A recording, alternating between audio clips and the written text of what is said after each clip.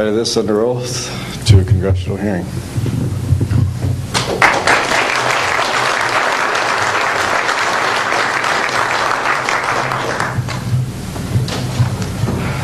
Good morning. My name is Enrique Colbeck. I am air traffic controller. I'm sorry for my English. I'm so scared. I'm not accustomed to talk in front of a lot of people. I'm here because I'm being a witness in an involuntary way on my work. I work in Mexico City as radar controller and the International Airport of Mexico.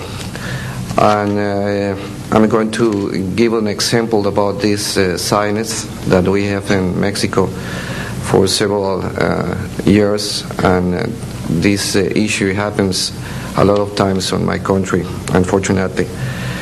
For example, in March 4, 1992, we detected 15 objects west side of the Toluca airport, that is very close of our international airport at 50 miles, more or less.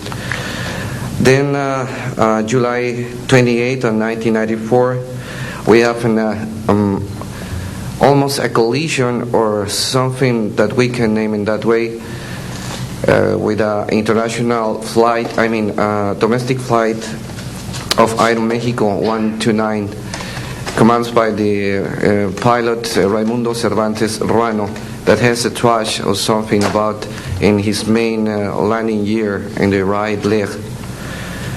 That's occurred at night at 10:30 more or less.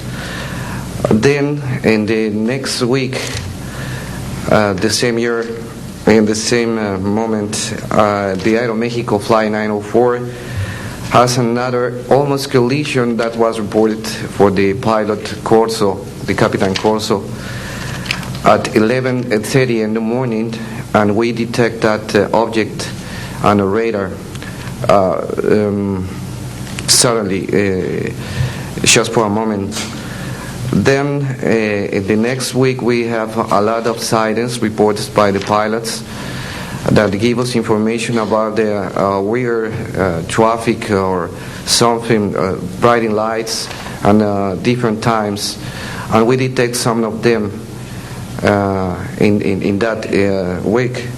But in September 15 of 1994, we have a detection about 5 hours, more or less, on a radar and a new equipment that we believe that that equipment was working in not a good way, because it's not common that you have detection by 5 hours of the same object and apparently without movement.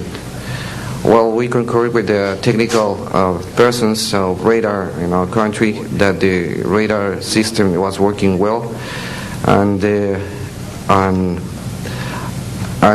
was very exciting, and we surprised when at the next day we received information about a periodist named Jaime Maussan that is studied these cases in Mexico, about that a sighting from a lot of people in the Metepec city. There is another point located southeast of the Toluca airport, about a sighting of the big flying saucer, apparently 50 meters of diameter, than for a lot of people, and that led the trash or something in the ground. Well, next November 24 of 1994, we have on service officially our new radar system, and after that moment we have information very exactly about of these sightings at the same time with the pilots and detections. That's why I'm here, because we consider in my country that this is very dangerous. We have a lot of more cases, but I don't want to use more time in this. But it's very important that the people on the world knows these events and consider that could be very dangerous for aeronautical situation, especially in my country. I don't know why in my country that's occur frequently, But the point is that happens, and we consider dangers, and we have only, unfortunately, one trash, but we don't want to have another more. Thank you very much, and I'm sorry for my English.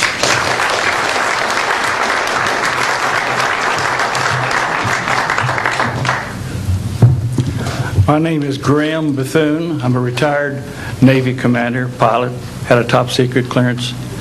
50 years ago, February the 10th, 1951, I was flying from Keflavik, Iceland to Argentia, Newfoundland.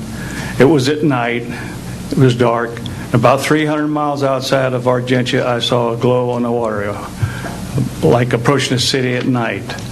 As we approached this glow, it turned to a monstrous circle of white lights on the water.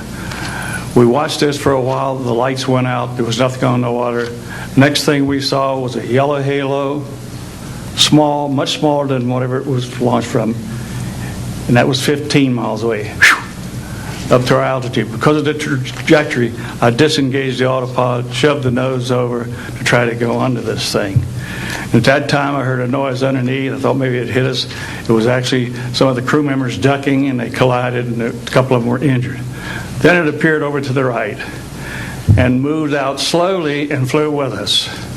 It was still not at our altitude, but we could see the shape of it. It had a dome. We could see the coronal discharge. I went back aft, let the other pilot, Al Jones, take my seat to see what the passenger's reaction was. Came back to the cockpit, told him not to report anything, simply because what the psychiatrist had said to me, maybe they would lock us up. So basically, the instruments in the cockpit, we had 4 or 5 failures in the area of magnetic compass, the electromagnetic effect, in area of directional finders, and this type of thing. The craft was tracked by radar in excess of 1,800 miles an hour. It never did get to our altitude. We had 31 passengers, plus the psychiatrist and the crew members that all cited this at different areas. When we landed at Argentia, Newfoundland, we were interrogated by the Air Force, an excellent interrogation, Captain Paulson. When we landed at the Naval Air Test Center here at Patuxent River, we were required by Navy intelligence to make out individual reports. Out of the National Archives, I have the 18-page official Navy and Air Force report. I've made up a report to straighten out all the truth. There's a stack of books out there this high that have written all of this up. So the truth is here. I will testify under oath before Congress that everything that I have said is true.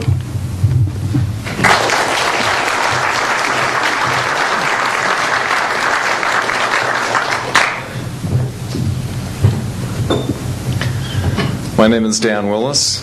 I was in the United States Navy. I held a top secret crypto level 14 extra sensitive material handling security clearance.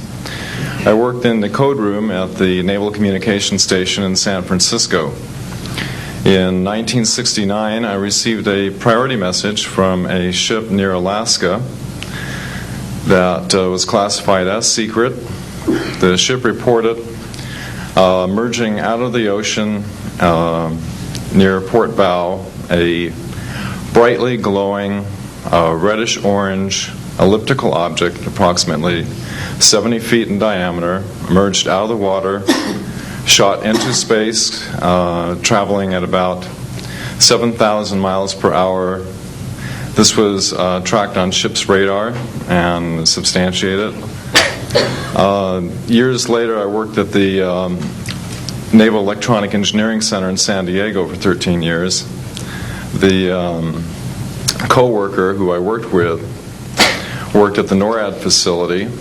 When he first started working at the facility, he noticed objects going on the screens that track everything out in space and in the air, objects going off the scale, doing right-angle turns. When he inquired, his older supervisor advised him that, quote, it was just a visit from one of our little friends.